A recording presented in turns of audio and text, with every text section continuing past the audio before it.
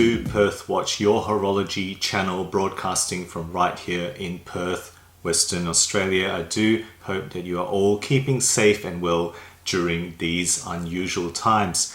Today I have a piece from Gearbest, or courtesy of Gearbest, who is a collaborator who's actually provided quite a lot of watches for me to feature on this channel. I try to put a few screenshots of ones I've done in the past, and of course do feel free to explore my playlists and links to other videos if you are interested in any of those other previous pieces. The one I have to feature today is one from a brand that I haven't seen before. It's Kimsdun, and it comes in this rather I guess cheap cardboard box. So, without further ado, let's just flip the camera around and take a closer look at the watch in here.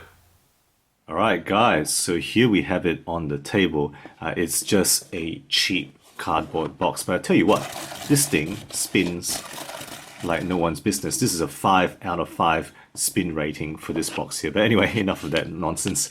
Let's just get open this cheap box. The watch is there on this little cushion. I'm just going to put it aside and just show you this little thing. So the manual doesn't even fit properly in the box there, but you have the Kimsdun, and then the Chinese there is Jinshidun, which really that kind of transliterates to Kingston. Jin is a word for gold, and then the others don't really have a meaning. Jinshidun usually translates to Kingston, and I'm not sure why they've gone with Kimsdun, which is, I guess, makes it easier to have a unique search result, maybe. Okay, so just going to flick through this. Not going to spend a lot of time on what they show here because you don't really need the manual to figure out how to use this watch. And then on the other side, of course, it's going to be in Chinese. Okay, so put it aside and let's just show you the watch in closer detail. So right here, guys, we have the Kimsdun Luminor Marina 710D. I'm going to call it the Luminor Marina. It is obviously a Panerai homage or ripoff, if you will. So the MSRP on this is listed at around 55 USD. Typically, you're going to be easily able to get your hands on this for around 25 USD. At least that's the price that was listed as I checked it just an hour ago. And of course, all links down the bottom to Gearbest as I'm able to find, as well as discount codes if I have them. Okay, so first up, I usually like to talk about the movement, but in this case, I actually have not been able to identify what that is. Certainly, these kind of cheap Chinese brands don't really tell you what the movement is. You'll be lucky if they do, and usually if they do, it's a Seiko, but in this case, it's definitely not a Seiko. And as I've searched around, it's not a PTS, it's not a Dixman Guangzhou, it's not a Tongqi, it's not a Seagull, not any that I've seen. So if you know what this movement is, I'm just going to pan around so you can see the rest of the movement there. If you know what this is, please let me know, because I haven't been able to find out what it is, and I haven't unfortunately had the time to kind of troll watch forums and put out posts to ask for information on what this particular movement is. Okay, so let's just turn it around again for you to see the other parts of the movement if you recognize this. The actual running accuracy is not bad. It's actually running about plus 12 seconds per day in the week long that I've had this running. So that's actually not too badly regulated. I'm going to hand that to them. Okay, so nothing in terms of information specifically about movement. Let's move on to the case itself, which is, they call it an alloy case. I am pretty sure this is not high-grade stainless steel. This is probably some sort of coated base alloy, like brass or something like that. Let me know if you know in detail. Some people have kind of scratched things off and had a look at what's underneath, but it's just a coated alloy. 43.5 millimeter is the diameter. The bezel itself, if you want to measure the bezel, you can see it's smaller. It's 42 millimeters at the bezel diameter there. Thickness is quite chunky. To the top of the glass there is 16.5 millimeters in terms of overall thickness of this watch. And then the lug width, all right, is 24 millimeters. So pretty substantial lug width here, with a lug-to-lug distance between my thumbs there of nearly 52 millimeters. I think with calipers it comes up to 51 0.8 millimeters, so pretty substantial there. Overall weight on this leather style strap is 97 grams. So, you know, like it's not completely light. It's not the lightest that I've seen, but it is actually overall relatively light. Finishing wise, as you've seen when I panned it around, you can see reflections of me in the room there. It is fully polished. There is not a single brush finish anywhere on this case there, and that includes the buttons as well as that you know, that crown guard. It's got here registered TM, as if they designed it and registered that trademark. It is simply a rip-off, of course. It's not original by any means. Okay, so display case back, as you can see there, screw down is what that is. It's got a push crown, right? So this is a push crown with this copied protector. You can pull it out, and you know, it's gonna go, it's just gonna push it down to 830, 820-ish or 720-ish for you guys to see the other hands here. All right, so the overall water rating with those features is 30 meters. It really is just splash, maybe a bit of light rain resistant. I wouldn't trust this with any form of submergence whatsoever. In fact, if you cough at it, it will probably let some of those droplets in. So, you know, let me know if you have any particular experience with Kimsdun quality. The dial wise, okay, let's just talk about the dial now. It's a flat black dial. That's really what this dial is. It's got fully printed details, right? And there's of course not going to be any single applied element on here. That includes the indices, the chapter ring around the periphery, as well as the 8 days at the bottom, which is a copied design, right? The Panerai that it rips off is actually an 8-day power reserve. In this case, I'm pretty sure that 8 days means that it took them 8 days to copy that design and come up with the manufacturing process to create this copy homage. And I'm pretty sure that's what that means, but let me know if you are aware of different facts about that. The hands are polished baton style. It's got a stick, a simple stick for the second hand. It's got leaf on the 2 sub-dials there, and loom on 4 of the hands, not the second hand, but even the 2 sub-dials hand has a bit of loom, as well as many of the indices, including the 3 indices of the 3 o'clock sub-dial here. And you know, loom shot right here for you guys to see how it glows. It doesn't really glow very long, probably about 15 minutes, which is kind of equivalent to a kid's you know, glow-in-the-dark sticker that you might find in playbooks. Okay, that's really how long it lasts.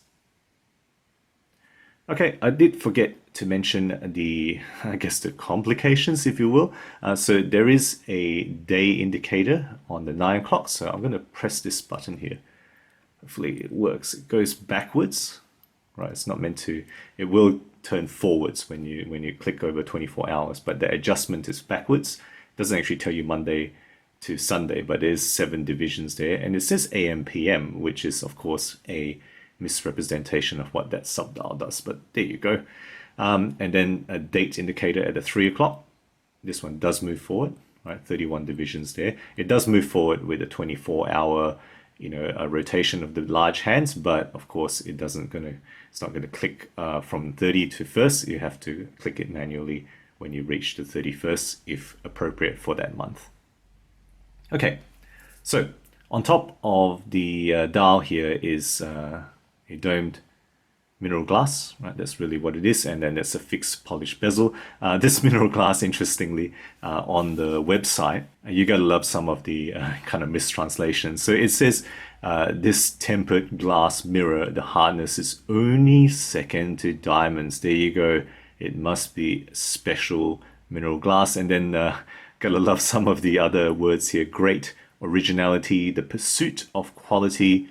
Watch is not just time. So there you go, guys. Please understand, the watch is not just time. Okay, that's what they are telling us. All right, so that's the description of the case. Let's just move on to the band or the strap. Genuine leather. In fact, it doesn't say genuine leather, but I'm sure it says genuine leather somewhere on the site. Suede style, stitched with a steel buckle. I think this is steel, or at least it feels pretty solid. And they've gone for brushed here when the entire case is polished. So there you go. Why do that? Probably because this is sourced separately and has nothing to do with the watch. Okay, so that's the description. Let's just put it on for a wrist shot for you guys now. And there you go, the Kimsdun Panerai Luminor Marina on my 17cm wrist. Of course, it is a large watch, 43.5 diameter and nearly 52 lug to lug. It really is too large for me. I guess you can wear this in casual circumstances and it's all right, but this is definitely a large caliber watch. Okay, and that's how that strap looks. 16.5mm thickness on the side there, with that crown guard adding more to the width. All right, so let's just grab it off, and this strap is really stiff and I gotta say, not comfy. All right, what can I say that's good about this watch? In fact, I gotta be honest, it's difficult to find a lot of good things to say. The things that are good about it, I think, are the copied good looks. It actually looks pretty good on the surface. And if you standing about 10 meters away and you squint, I guess you can kind of think it looks nice and it looks like a Panerai. But any closer, then I think you might start seeing the flaws on this particular watch. The other good thing I would say that the automatic movement, whatever it is, I don't know what that movement is, it's running pretty well in terms of overall accuracy at plus 12 seconds per day.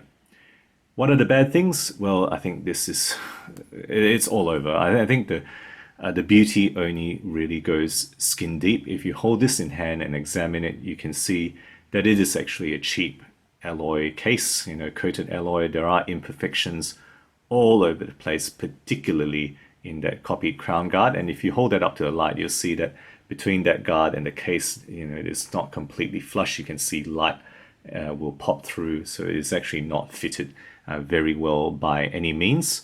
And that's really the worst part of all, that crown guard there. The dial, right, whilst the details have been copied from the Panerai, the overall printing is just not sharp. They really should be doing better than that, and it makes it look quite cheap, to be honest. I think it would be nice if they made a bit of a patina on the printing. In fact, they've just gone with plain white, which I don't think looks good. In fact, it would look better with a bit of patina, even false patina, which is what it will be. And then the dial markings, the false dial marking on the 9 o'clock, a little bit inexcusable. If you're going to copy the whole design, at least just don't put the AM PM there. There's no point putting that there. That just confuses people and makes people think you don't really know what you're doing, Kimsdun. Right, so lots of things to criticize, and I probably haven't covered it all. Lastly, I would say that this strap is stiff and difficult to thread. I think the quality lacks here because you get that tang, the prong on the buckle here gets caught when you're trying to put it on, and it takes a while to get it through, and it's quite annoying. Actually, you can see where the quality and QC is lacking, and that makes a very uncomfortable, unsatisfactory strap, to be honest. Okay, so there you go. My thoughts on this really quite cheap Chinese watch. I'm probably holding back a bit, but let me know your honest thoughts if you've owned one. Just going to flip the camera around now for the wrap up. So there you go, guys, my review of the Kimsdun Panerai Luminor Marina. That's really what it homages, and that's what I'm calling the watch. There is a lot of weaknesses, a lot of glaring faults and cheapness that comes through, I feel, in this particular watch. Yes, it is a $24 watch, but they have other offerings in the similar price range, which isn't quite as glaringly poor as this one.